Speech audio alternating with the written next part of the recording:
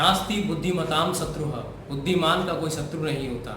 विद्या परमम बलम, विद्या सबसे महत्वपूर्ण ताकत है। Hello, this is JC sir, PGT teacher in the department of physics. This is my second video of numerical series. In this video we solve many numerical problems. So what is the question? Says a point charge q is at a distance of the center of a square of side d. Okay, तो एक सबसे पहले मैं q बना ले रहा हूँ यहाँ पर।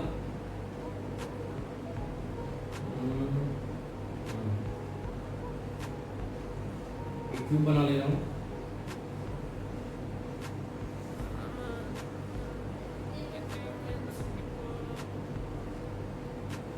और ये जो आप स्क्वायर देख रहे हैं, नीचे वाला जो स्क्वायर देख रहे हैं, इस स्क्वायर से सेंटर से d/2 डिस्टेंस पर, यहाँ से d/2 डिस्टेंस पर एक चार्ज रखा है q, और इसको फर्दर उसके बाद में भी इसने d/4 डिस्टेंस और लेके गया है। तो यार एक बात है कि d/4 डिस्टेंस ले जाएगा तो अभी इस q की जो आप देखें तो ये विड्थ पूरी कितनी है, सॉरी हाइट कितनी है, d है। d/2 ले गया तो अभी हमारे पास कितनी बची, d/2, और d/2 में भी दो d/4 बचेंगे, एक d/4 ये, एक ये d/4 ये, यानी कि ये चार्ज अब भी क्या रहेगा, एनक्लोज रहेगा, क्लोज रहेगा, एनक्लोज रहेगा इसी क्यूब के अंदर। और मुझे पता है फ्लक्स के गॉस लॉ से, from Gauss law, from Gauss law मुझे पता है जो इलेक्ट्रिक फ्लक्स होता है वो होता है charge enclosed by epsilon naught. तो यहाँ से चार्ज एनक्लोज्ड कितना है, सॉरी चार्ज एनक्लोज्ड कितना है यहाँ पर, q बाय एप्सिलॉन नॉट। तो this is the total flux, total flux ये होगा।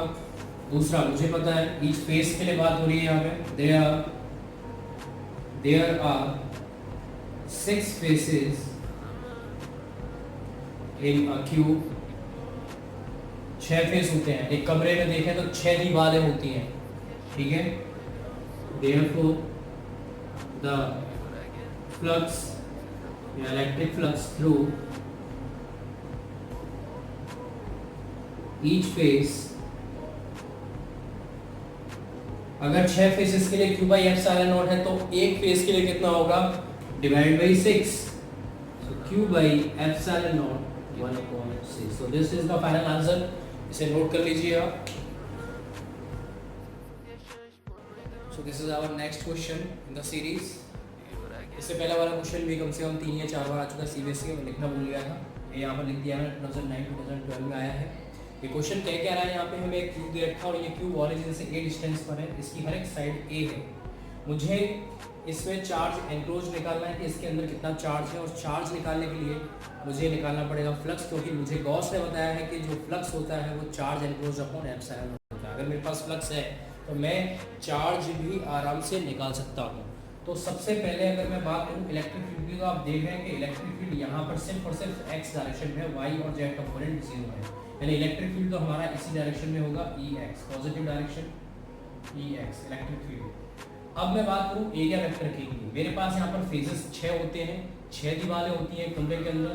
मैं जो दिखा रहा हूँ 1 2 3 4, ठीक है, मैं सामने और इधर वाली नहीं दिखा रहा हूँ दीवार, वो हम समझ लेंगे। इसके लिए बात करूँ एरिया वेक्टर, तो इसके परपेंडिकुलर इस तरफ होगा एरिया वेक्टर इसके लिए। इसकी मैं बात करूँ इस दीवार के लिए, तो इसका एरिया वेक्टर इधर होगा परपेंडिकुलर ds एरिया वेक्टर। इसके लिए बात करूँ तो इसका ऊपर जाएगा ds वेक्टर, और इसके लिए बात करूँ तो इसके नीचे जाएगा ds वेक्टर। ये आप देख रहे हैं, ये इसके साथ में कितना एंगल बना रहा है, 90 डिग्री का। इसके साथ में ये इलेक्ट्रिक फील्ड कितना एंगल बना रहा है, 0 डिग्री का। इसके साथ में फिर से 90 डिग्री का एंगल बना रहा है, बिकॉज इलेक्ट्रिक फील्ड इस तरफ है, ये 90 डिग्री का एंगल हो गया। इसके लिए अगर हम देखें तो इन दोनों के बीच में एंगल कितना है, 180 डिग्री का एंगल है इसके और इसके बीच में, दोनों एंटी पैरेलल है, ये पैरेलल है इसलिए 0 डिग्री। मैं बात करूँ फ्लक्स के लिए, देखिए 1 2 3 4 और एक 5 ये वाली हो जाएगी, 6 ये वाली हो जाएगी इधर वाली दीवार, ठीक है। तो क्योंकि ये 90 ये 90 और जो वो वाली दीवार भी होगी, अगर मैं बात करूँ इसके लिए तो ये ऐसे आएगा, और ये इसके साथ में भी क्या बनाएगा 90 डिग्री। इसके लिए बात करें तो ये भी 90 डिग्री बनाएगा। तो मुझे इतना तो पता चल गया कि 5 3 5 4 5 और 5 6 के लिए तो जो फ्लक्स होगा वो क्या आएगा, 0 आएगा। बची बात फाई 1 और फाई 2 के लिए, तो फाई 1 की अगर मैं बात करूँ तो मुझे पता है मेरे पास फॉर्मूला है E dot D S, scalar product है इलेक्ट्रिक फील्ड और एरिया वेक्टर का। फाई 1 की मैं बात कर रहा हूँ, 180 डिग्री का एंगल बना रहा है, क्या हो जाएगा ई डी एस कॉस 180, और कॉस 180 कितना होता है आपका -1, तो ये आ जाएगा ई डी एस। मैं यहाँ पे बात कर रहा हूँ 1 के लिए, तो 1 E1 लूँगा मैं, ठीक है, E1 डी एस। तो ये मेरे पास आ गया फाई 1। मैं बात करूँ फाई 2 के लिए, फाई 2 के लिए भी वही सिंपल सा E2 डी एस वेक्टर कितना आएगा, E2 डी एस, क्योंकि cos 0 की वैल्यू क्या होती है 1। मैं बात करूँ नेट फ्लक्स के लिए, तो नेट फ्लक्स कितना होगा, नेट फ्लक्स की बात कर लेते हैं। फाई नेट सबको जोड़ देंगे, phi 1 plus phi 2 plus phi 3 plus phi 4 plus phi 5 plus phi 6, और यहाँ पर सिर्फ मेरे पास ये दो ही बचेंगे, E1 D S plus E2 D S, बाकी सारी चीज़ें क्या हैं 0। वैसे ये रफ कर रहा हूँ ऊपर से। अब मुझे वैल्यूज देखनी है, वैल्यूज पुट करनी है E1 के लिए, तो मुझे इलेक्ट्रिक फील्ड के लिए दे रखा है अल्फा एक्स करके, तो मैं फाई नेट की बात कर रहा हूँ, phi net is equal to E1 की बात करूँगा तो माइनस E1 अल्फा, अल्फा की वैल्यू कितनी है 100 एक्स, यहाँ से डिस्टेंस कितनी है एक्स में, मैं फर्स्ट की बात कर रहा हूँ तो यहाँ से डिस्टेंस कितनी है a, और डी एस ए स्क्वायर, फिर प्लस E2 कहाँ पर है मेरा, इस सरफेस के लिए, और ये सरफेस यहाँ से यहाँ तक की डिस्टेंस, ये वाली डिस्टेंस भी कितनी होगी a और a 2a, कितना हो जाएगा ये 2a, 100 हमारे पास है ही पहले से, और ds की बात करूंगा तो a स्क्वायर, इसका एरिया इस वाले ये शेडेड पार्ट देख रहे हैं आप, इसका एरिया a स्क्वायर, ठीक है। ये कितना आ जाएगा माइनस का 100 a क्यूब, ये आ जाएगा प्लस 200 a क्यूब, कितना हो गया ये माइनस का 100 a क्यूब। a की वैल्यू हमें दे रखी है क्वेश्चन में, कितनी दे रखी है 0.1 मीटर, 0.1 मीटर हमने पुट किया और हमारे पास आंसर आ गया, सॉरी प्लस में आया है 0.1 वोल्ट पर मीटर। अब मेरे पास जब फ्लक्स है तो मैं क्या निकाल सकता हूँ, जब मेरे पास फ्लक्स है तो मैं यहाँ पर चार्ज एनक्लोज निकाल सकता हूँ, क्योंकि मेरे पास फॉर्मूला है फ्रॉम गॉस लॉ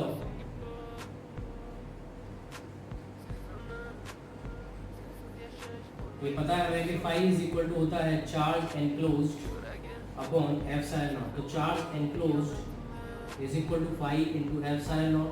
फाई की वैल्यू मुझे पता है 0.1, और परमिटिविटी ऑफ स्पेस की वैल्यू होती है 8.85 into 10 to the power minus 12, तो ये आ जाएगा आपका 8.85 into 10 to the power minus 13 coulomb. इसे नोट करिए या स्क्रीन कैप्चर लीजिए।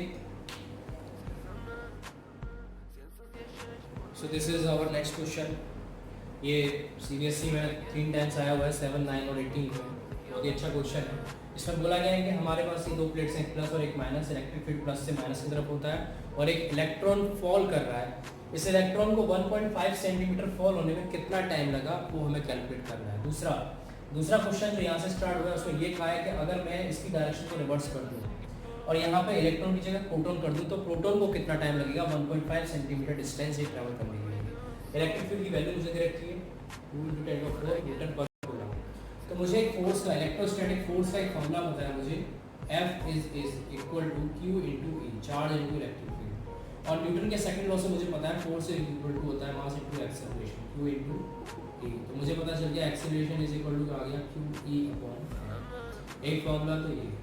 दूसरा लॉज ऑफ मोशन से मुझे पता है v² is equal to u² plus 2as, और मुझे पता है क्योंकि वो रेस्ट से चल रहा है तो इनिशियल वेलोसिटी तो 0 होगी, that means v² is equal to 2as।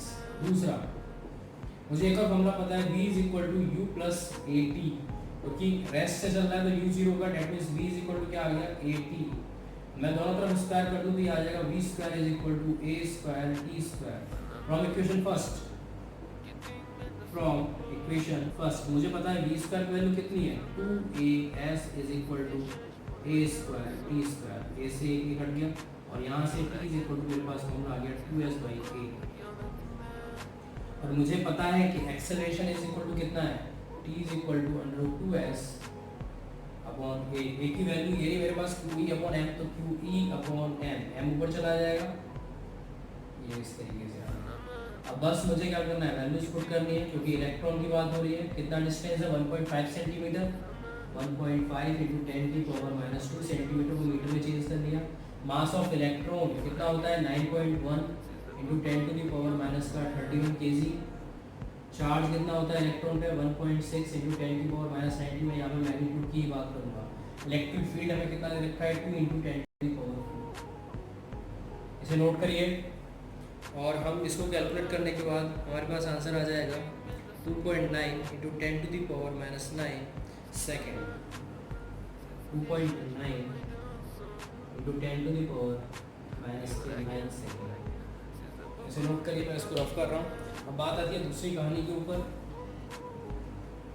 दूसरी कहानी यही है, बस इलेक्ट्रिक फील्ड की डायरेक्शन को बस उसने रिवर्स कर दिया है। कैसे?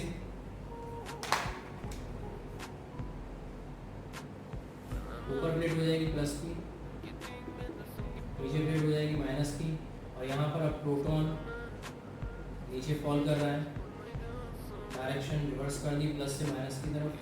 और जाहिर सी बात है प्लस और प्लस को क्या करेगा, रिपेयर करेगा, माइनस प्लस को अट्रैक्ट करेगा। उसके लिए वही फॉर्मूला तो मेरे पास वही है, √2 प्रोटॉन के लिए हो जाएगा, चार्ज प्रोटॉन का, इलेक्ट्रिक फील्ड तो मुझे पता है 2s मेरे पास कितना है 1.5 सेंटीमीटर।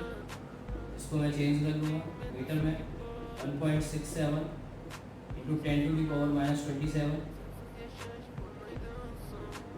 ये होता है आपका मास प्रोटॉन पर, अपॉन चार्ज तो सेम होता है -19, और इलेक्ट्रिक फील्ड 2 इंटू 10⁻⁴।